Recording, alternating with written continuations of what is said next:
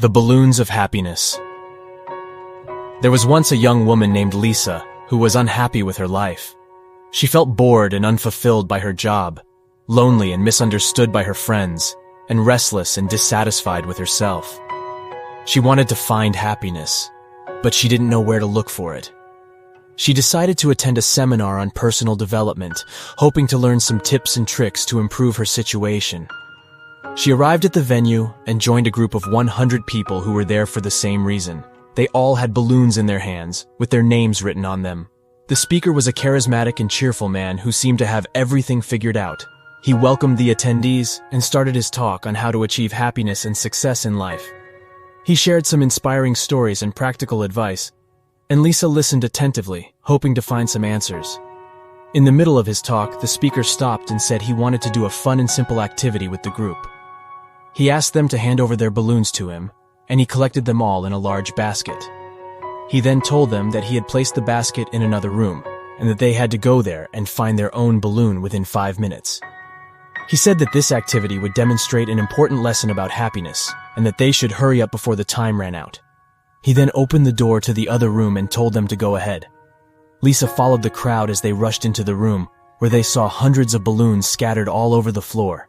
She started looking for her balloon, which had a pink color and her name on it. She searched frantically, pushing and shoving other people out of her way, but she couldn't find it. She felt frustrated and angry, thinking that someone else had taken her balloon, or that it had popped or flown away. She wondered why the speaker had given them such a stupid and impossible task, and what it had to do with happiness. The 5 minutes passed and nobody found their balloon. They all returned to the main room, feeling disappointed and annoyed. The speaker smiled and asked them how they felt.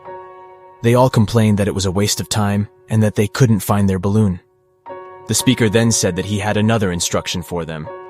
He told them to go back to the other room and pick up any random balloon that they saw. He said that they had to give it to the person whose name was written on it, and that they had to do it within 2 minutes. He said that this activity would reveal the secret of happiness, and that they should trust him and do as he said. He then opened the door again and told them to go ahead. Lisa followed the crowd again as they entered the room, but this time she felt curious and intrigued. She picked up a blue balloon that had the name John on it. She looked around for John, who was also looking for his balloon. She spotted him near a corner and walked towards him. She handed him his balloon and said hello. He smiled and thanked her and said that he liked her pink balloon. He asked her if she wanted to trade with him, since he had found hers earlier. Lisa was surprised and delighted. She agreed to trade with him, and they exchanged their balloons. They started chatting and found out that they had some things in common. They laughed and joked, and Lisa felt happy. The 2 minutes passed and everyone found their balloon.